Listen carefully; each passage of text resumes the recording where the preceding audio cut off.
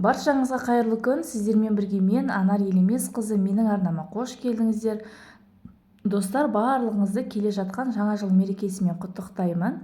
Және де мен сіздерге қоян жылын осындай сәбіз тәріздес салаттың рецептісін ұсынатын боламын. Жаңа жылдық дастарханға қонақтарыңызға ұсынсаңыздар болады. Кішкене креативті болсын деп осындай салаттың рецептісімен сіздерге бөлісетін боламын. Видеоны соңына дейін менімен бірге болыңыздар.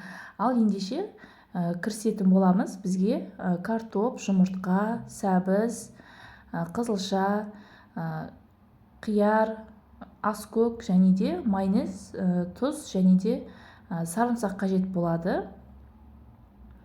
Барлық көкөністерді және жұмыртқамызды алдын ала қайнатып, суытып, тазалап аламыз. Кейін осы тұздалған қиярымызды дәл видеодағыдай көрсетілгендей ұсақтап, майдалап, турап аламыз.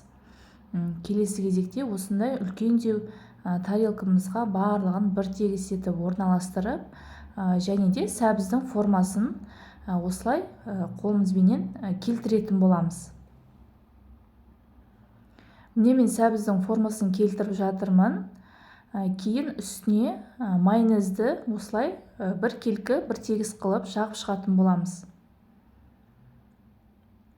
Кейін үстіне үкіштен өткізілген қызылшамызды алып, үстіне бір тегіс жағып, жан-жағын дұрыстап шығатын боламыз.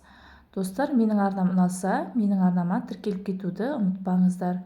Кейін үстіне тұзымызды салып, және де майонезімізді тағы да жағып шығамыз. Барлық слойын солай қыламыз, барлығын кезекпе-кезек. Содан кейін картопымызды салғаннан кейін майда үкіштен өткізілген сарымсағымызды жағып шығамыз, және де тағы да майонезімізді жағып шығамыз. Бұл салат үйдегі бар нәрселерден жасауға болады, және де өте оңай. Кейін жұмыртқамызды сарысымен бірге үкіштен өткізіп, оны да осылай қасықпен тегістеп, әдемілеп шығатын боламыз. Тұзымызды сеуіп, үстіне тағы да майонезімізді жағып, ең соңғысында барлығын осылай тазалап шығамыз. Ең соңғы бетін осылай сәбізімізді үкіштің майда көзінен өткізіп, жан-жағымызды тазалап, сәбіздің формасы келіп қалды.